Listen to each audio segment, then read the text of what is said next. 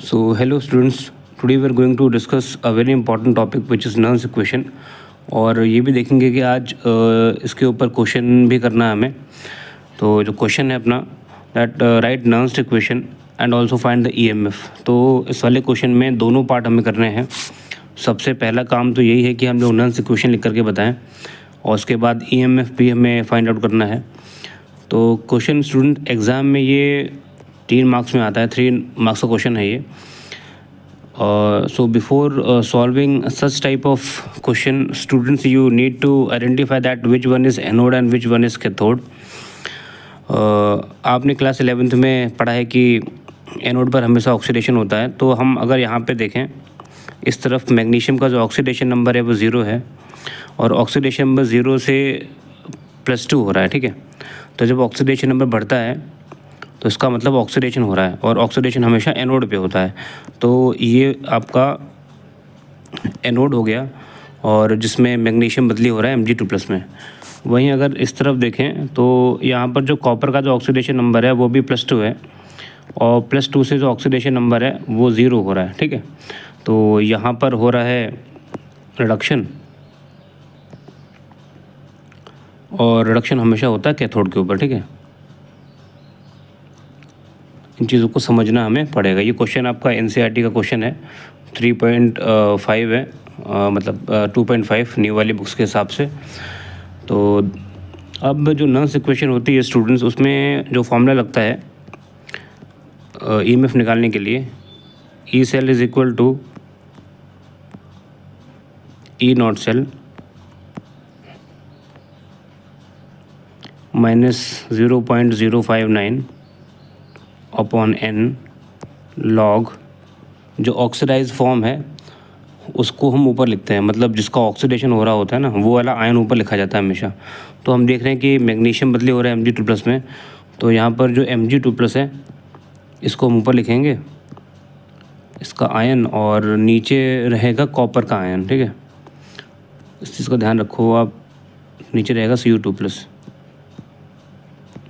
अब कई जो क्वेश्चंस होते हैं उनमें जो ई नॉट सेल की वैल्यू है ये गिवन होती है पहले से, अभी इस वाले क्वेश्चन में नहीं दी गई है, लेकिन फिर भी जैसे यहाँ पर जो ई नॉट सेल है आपको गिवन नहीं है, लेकिन ई नॉट सेल निकालने का जो तरीका है वो मैं आपको बता दे रहा हूँ। आप यहाँ पे भी निकाल सकते हो और अलग से भी निकाल सकते हो। तो अगर ई नॉट सेल अगर मुझे पता करना हो तो इसके लिए हमें करना पड़ता है ई कैथोड माइनस ई एनोड, ई कैथोड माइनस ई एनोड। इसलिए मैंने आपको पहले ही बता दिया कि एनोड हम किसको ले रहे हैं, कैथोड किसको ले रहे हैं। तो कैथोड में आप देखो कि कैथोड पर जो कॉपर मेटल है, कॉपर आयन बदली हो रहा है कॉपर मेटल के अंदर, ठीक है ना।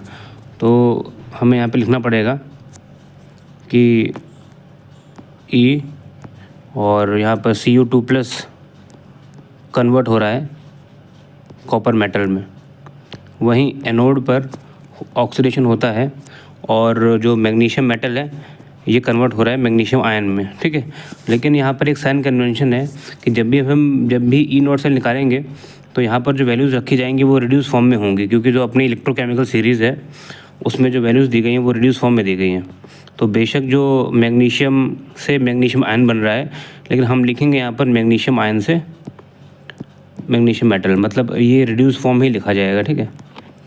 और जब इन दोनों की वैल्यूज़ हम चेक करेंगे, आप अपनी एनसीईआरटी बुक में इलेक्ट्रोकेमिकल सीरीज़ दी गई है, वहाँ पर जाकर के वैल्यू चेक कर सकते हैं। इसकी जो वैल्यू गिवन है कॉपर की, ये आपको मिल जाएगी 0.33, ठीक है। और 7 भी है और माइनस, और जो मैग्नीशियम की जो वैल्यू आपको मिलेगी ये मिलेगी -2.37, आप चेक कर लीजिए बुक में, -2.37 वोल्ट, ठीक है। तो जब आप इसको सॉल्व कर लेंगे, when you will solve this then you will get the value 2.707, okay, 2.707 volt, ठीक है। तो ये जो वैल्यू आएगी ये ई नॉट सेल की वैल्यू आएगी। वैसे एग्जाम में दी जाती है, इस क्वेश्चन में नहीं दी गई है, तो नहीं भी दी जाएगी तो कोई दिक्कत नहीं, हम लोग अलग से सॉल्व कर लेंगे और इस वैल्यू को यहाँ पर रख देंगे। अब तो ई नॉट सेल हमने निकाल लिया, कोई दिक्कत नहीं है। कितना आया 2.707, ठीक है। तो अब बाकी का जो क्वेश्चन है वो हम आसानी से कर लेंगे। तो again I am putting the values and I am trying to find that how to calculate E cell, EMF कैसे पता करेंगे। तो E cell is equal to, यहाँ पे फॉर्मूले में ई नॉट सेल था ना, तो यहाँ पर रख दे रहे हैं 2.707 जो कि अपनी वैल्यू आई है, और माइनस 0.059, और नीचे यहाँ पे n होता है। देखो आप इक्वेशन में यहाँ पर n होता है, और n का मतलब होता है नंबर ऑफ़ इलेक्ट्रॉन्स, ठीक है। तो नंबर ऑफ़ इलेक्ट्रॉन्स तो यहाँ पे 2 आएंगे, क्योंकि मैग्नीशियम इलेक्ट्रॉन लूज़ करेगा, 2 इलेक्ट्रॉन लूज़ करेगा मैग्नीशियम, और कॉपर गेन भी 2 करेगा। तो जो नंबर ऑफ़ इलेक्ट्रॉन ट्रांसफ़र हो रहे हैं वो 2 रहेंगे। और चाहे तो हम अलग से लिख के भी पता कर सकते हैं, हाफ सेल रिएक्शन लिख करके। तो अभी यहाँ पर जो वैल्यू आएगी वो 2 आएगी। उसके बाद लॉग, अच्छा ऊपर मैग्नीशियम आयन था, तो ऊपर यहाँ पर जो फॉर्मूला लिखा था हमने वहाँ पर मैग्नीशियम आयन था, और मैग्नीशियम आयन की जो वैल्यू हमें दी गई, मतलब जो कंसनट्रेशन हमें दिया मैग्नीशियम का, वो 0.001 दिया हुआ है। तो ये पुट कर लेंगे हम लोग। तो कितनी है वैल्यू, 0.001, ये पुट करेंगे इसको।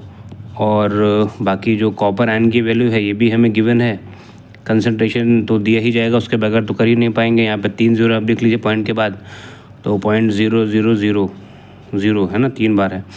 तो बस मैं आपको ये बता रहा हूँ कि how to apply this formula 0.0001, ठीक है। ये रख दिया हमने इस तरीके से। अब स्टूडेंट्स सबसे इम्पोर्टेंट चीज़ आ जाती है कि इसको सॉल्व कैसे करना है। तो what we will do is, तो इसको आप सॉल्व कर लो। ये तो आपको जब इसको डिवाइड करोगे तो ये आपको मिल जाएगा 0.0295। पहले से कुछ चीज़ें हैं उनको आप याद रखो, अच्छा रहेगा। और जनरली यहाँ पर जो नंबर ऑफ़ इलेक्ट्रॉन्स हैं वो 2 ही आते हैं मोस्ट ऑफ द केसेस में, और कभी कभी 6 भी आ जाते हैं अगर एल्यूमिनियम का केस रहता है तो ये हो जाएगा आपका 2.707 और माइनस 0.0295। ये डिवाइड मैंने पहले से कर लिया था तो मैं यहाँ पे लिख दे रहा हूँ, ठीक है।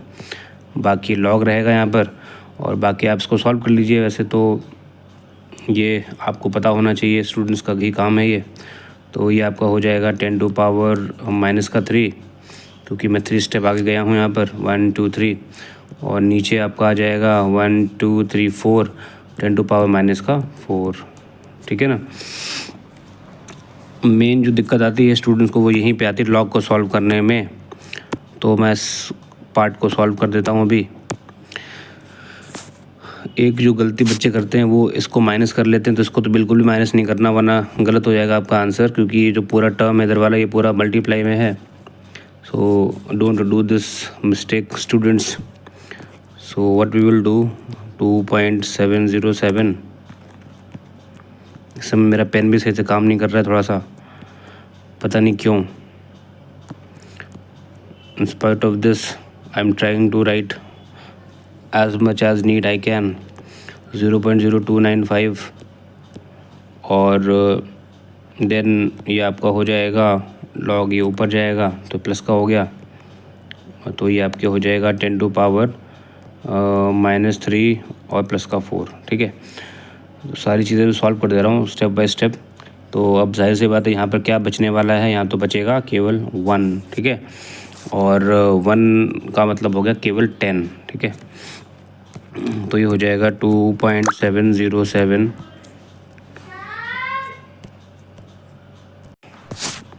ठीक है। बाकी तो माइनस 0.0295 हो गया, और यहाँ पर केवल बचेगा log 10, और log 10 की वैल्यू तो पता है कि 1 होती है, तो ये तो 1 हो जाएगा। ये मल्टीप्लाई कर लेंगे इससे तो इतना ही आ जाएगा। उसके बाद आप माइनस कर लेंगे, तो जब आप इसको माइनस कर लेंगे you will get the final answer as 2.6775 volt, ठीक है। तो मैंने पूरी कोशिश की है कि किस तरीके से आपको बताया जाए। पहला काम जो है सबसे इम्पॉर्टेंट कि हमें लिखना है नर्स इक्वेशन, और नर्स इक्वेशन जैसे ही हम लिख लेंगे उसके बाद में हम लोग बेटा ई नॉट सेल निकाल लेते हैं, अगर नहीं दिया गया है तो, और गिवन है तो अच्छी बात है। ई नॉट सेल निकाला, ई नॉट सेल निकालने के बाद में जो वैल्यूज़ थी हमने सारी पुट कर दी हैं, और इसको आप सॉल्व कर लें। That's all about Nernst equation. और अगर आप जानना चाहते हैं कि नर्स इक्वेशन क्या है तो मैं आपको बता दूं कि इसी में ही कि जो नर्स इक्वेशन है, नर्स इक्वेशन हमें रिलेशन देती है किसके बीच में, gives relation between electrode potential and concentration. और किसका कॉन्सेंट्रेशन, इलेक्ट्रोलाइट्स का कॉन्सेंट्रेशन। ठीक है, तो I hope that you understood how to solve the question on Nernst equation. Thanks for watching Ajay tutorial.